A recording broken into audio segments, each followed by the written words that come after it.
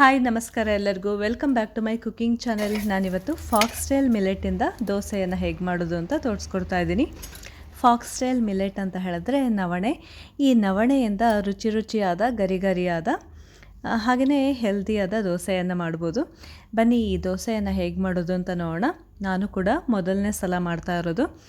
ಈ ನವಣೆಯನ್ನು ನಾನು 1 ಕಪ್ಪಿನಷ್ಟು ತೊಗೊಂಡಿದ್ದೀನಿ. 1 ಕಪ್ಪಿನಷ್ಟು ನವಣೆಯನ್ನು ಒಂದು 2-3 ಸಲ ಆದರೂ ತೊಳಿಬೇಕಾಗತ್ತೆ ಚೆನ್ನಾಗಿ. ನೋಡಿ, ಇದಕ್ಕೆ ನೀರನ್ನು ಈ ಥರ ಹಾಕಿಬಿಟ್ಟು ನೆನೆ ಹಾಕಿಬಿಡೋಣ. 6ರಿಂದ 8 ಗಂಟೆಗಳ ಕಾಲ ನೆನೆಬೇಕಾಗತ್ತೆ. ಈ 1 ಕಪ್ಪಿನಷ್ಟು ನವಣೆಗೆ 1/4 ಕಪ್ಪಿನಷ್ಟು ಉದ್ದಿನ ಕಾಳನ್ನು ತೊಗೊಳ್ಬೇಕು. ಉದ್ದಿನ ಕಾಳನ್ನು ಕೂಡ 2-3 ಸಲ ತೊಳೆದುಬಿಟ್ಟು ಇದನ್ನು ಕೂಡ ನೆನೆ ಹಾಕೋಣ. ಈ ಉದ್ದಿನ ಕಾಳಿನ ಜೊತೆಗೆ ಅರ್ಧ ಟೀ ಸ್ಪೂನಷ್ಟು ಮೆಂತೆಯನ್ನು ಹಾಕಿಡ್ತಾ ಇದ್ದೀನಿ.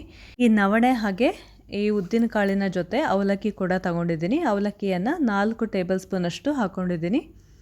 ಈಗ ಮೊದಲಿಗೆ ನವಣೆಯನ್ನು ನೋಡಿ ಈ ಥರ ಸ್ಮೂತಾಗಿ ರುಬ್ಕೊಳ್ಬೇಕಾಗತ್ತೆ. ನೀರನ್ನು ಹಾಕಿಬಿಟ್ಟು ಈ ಥರ ರುಬ್ಕೊಳ್ಳಿ. ಹಾಗೆಯೇ ಉದ್ದಿನ ಕಾಳು ಮೆಂತೆಯನ್ನು ಕೂಡ ಈ ಥರ ರುಬ್ಬಿಟ್ಟು ಅದಕ್ಕೆ ನೆನೆ ಹಾಕಿದ ಅವಲಕ್ಕಿಯನ್ನು ಹಾಕಿ ಇನ್ನೊಂದು ಸಲ ರುಬ್ಕೊಳ್ಳೋಣ. ಈಗ ನವಣೆಯನ್ನು ರುಬ್ಬಿದ್ವಲ್ಲ ಮೊದಲಿಗೆ, ಅದನ್ನು ಕೂಡ ಮಿಕ್ಸ್ ಮಾಡಿಕೊಂಡು ಇದನ್ನು 8 ಗಂಟೆಗಳ ಕಾಲ ನಾನು ಪರ್ಮೆಂಟ್ ಮಾಡಲಿಕ್ಕೆ ಇಟ್ಟಿದ್ದೆ. ನೋಡಿ ಫ್ರೆಂಡ್ಸ್, ಇದು ಪರ್ಮೆಂಟೇಷನ್ ಆಗಿರೋ ಹಿಟ್ಟು. ನೋಡಿ ಈ ಥರ ಆಗಿದೆ. ನೋಡಿದ್ರೆ ಇದು ನಾರ್ಮಲ್ಲು ದೋಸೆ ಬ್ಯಾಟರೆಲ್ಲ ಉಬ್ಬುತ್ತಲ್ಲ, ಆ ಥರ ಉಬ್ಬೋದಿಲ್ಲ. ಈ ಥರ ಆಗಿರುತ್ತೆ. ನೋಡಿದ್ರಲ್ಲ ವಿಡಿಯೋದಲ್ಲಿ ಆ ಥರ. ನೋಡಿ, ಈಗ ದೋಸೆ ಮಾಡ್ಕೊಳ್ತಾ ಇದ್ದೀನಿ ಆ ಹಿಟ್ಟಿಂದ. ನೋಡಿ, ಕಲರು ತುಂಬಾ ಚೆನ್ನಾಗಿ ಕಾಣಿಸುತ್ತೆ. ಈ ಥರ ಬ್ರೌನ್ ಆಗಬೇಕು ಮೇಲ್ಗಡೆ, ದೋಸೆ ಮೇಲ್ಗಡೆ. ಈ ದೋಸೆ ಮೇಲೆ ಈ ಥರ ಬ್ರೌನ್ ಕಲರ್ ಬಂದಾಗ ಇದ್ರ ಮೇಲೆ ತುಪ್ಪವನ್ನು ಅಪ್ಲೈ ಮಾಡ್ಕೊಳ್ಳೋಣ.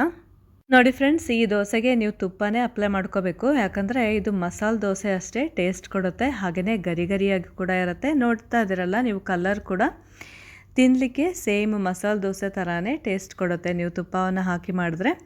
ಓಕೆ ಫ್ರೆಂಡ್ಸ್, ನೀವು ಕೂಡ ಖಂಡಿತ ಮನೆಯಲ್ಲಿ ಈ ಒಂದು ರೆಸಿಪಿನ ಟ್ರೈ ಮಾಡ್ತೀರಾ ಅಂದ್ಕೊಂಡಿದ್ದೀನಿ.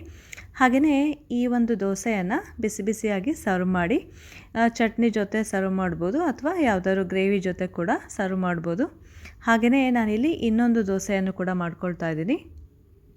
ಈ ಫಾಕ್ಸ್ಟೈಲ್ ಮಿಲೆಟ್ ಅಂತ ಹೇಳಿದ್ರೆ ನವಣೆಯನ್ನು ತಿನ್ನೋದ್ರಿಂದ ಬ್ಲಡ್ ಶುಗರ್ ಲೆವೆಲ್ನ ಮ್ಯಾನೇಜ್ ಮಾಡುತ್ತೆ. ಇದು ಫೈಬರ್ ರಿಚ್, ಹಾಗೆಯೇ ಪ್ರೋಟೀನ್ ಹೇರಳವಾಗಿರುತ್ತೆ, ಆ್ಯಂಟಿ ಆಕ್ಸಿಡೆಂಟ್ಸ್ ಹೇರಳವಾಗಿರುತ್ತೆ. ಹಾಗೆಯೇ ಇದು ನಮ್ಮ ಹಾರ್ಟ್ ಹೆಲ್ತ್ಗೆ ಒಳ್ಳೆಯದು. ಹಾಗೆಯೇ ಇದರಲ್ಲಿ ಸಾಕಷ್ಟು ಮಿನರಲ್ಸ್ಗಳು ಜಾಸ್ತಿ ಇರುತ್ತೆ. Potassium, magnesium, phosphorus. ಹಾಗೆಯೇ ಮಸಲ್ ಫಂಕ್ಷನ್ಗೆ ಇದು ತುಂಬಾ ಒಳ್ಳೆಯದು. ಬೋನ್ ಹೆಲ್ತ್ಗೂ ಕೂಡ ತುಂಬಾ ಒಳ್ಳೆಯದು ಅಂತಲೇ ಹೇಳ್ಬೋದು. ಹಾಗೆ ನಮ್ಮ ಡೈಜೆಷನ್ಗೂ ಕೂಡ, ಜೀರ್ಣಕ್ರಿಯೆಗೂ ಕೂಡ ಇದು ತುಂಬಾ ಸಹಾಯ ಮಾಡುತ್ತೆ.